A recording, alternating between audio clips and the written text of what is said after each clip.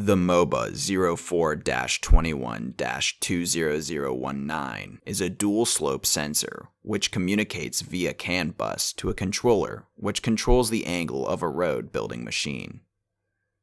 We received this sensor from a construction company, and even though it was a potted module, we were able to rebuild, and then we tested on a CAN bus controller we designed in-house to read this sensor.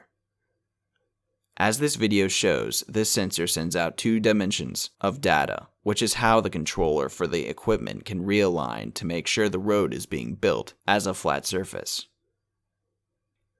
ERD staff designed and built the display and controller used in this video, which is something we routinely do to verify proper operation. At ERD, we have extensive experience on these types of construction controls, and work on many brands including Gomaco, Powercurber, and Moba. Thanks for checking out the video. Subscribe to ERD TV for more videos of our repairs.